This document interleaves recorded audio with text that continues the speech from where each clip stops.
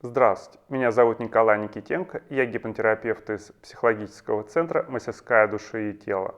В этом видео расскажу о нашем сеансе гипноза, который поможет вам избавиться от нервного кашля.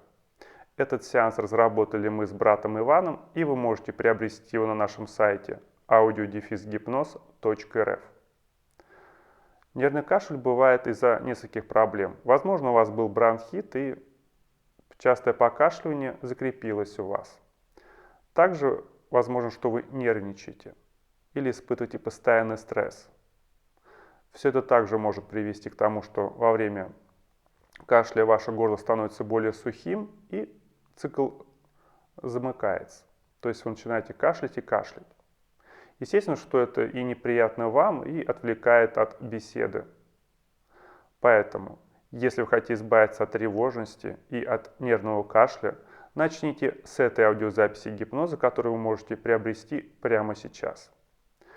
Если у вас есть обсессивно-компульсивное расстройство, то есть вас одолевают навязчивые мысли, или вы сопровождаете эти навязчивые мысли какими-то ритуалами, то есть чтобы успокоиться, то есть кто-то перепроверяет ручку двери, приборы, кто-то моет руки по много раз, то есть совершает какие-то ритуалы, чтобы снять тревожность. Это называется обсессивно-компульсивное расстройство. Оно также может быть при нервном кашле. В этом случае, конечно же, вам надо обратиться непосредственно ко мне или к моему брату Ивану, для того, чтобы мы составили для вас план терапии.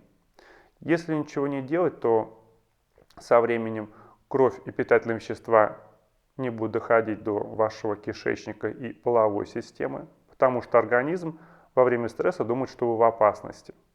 Также и во время навязчивых мыслей и ритуалов. Кровь не доходит, поэтому проблемы с простатитом и эрекцией у мужчин, киста, миома у женщин, проблемы с кишечником, мигрень, повышенное давление и проблемы со зрением. То есть это все может сопровождаться и ничем хорошим не закончится. Поэтому возьмите ответственность за свое здоровье в свои руки. Начните хотя бы с одного сеанса, который поможет вам расслабиться, и вы почувствуете приятное ощущение. Итак, обращайтесь, мы будем рады вам помочь.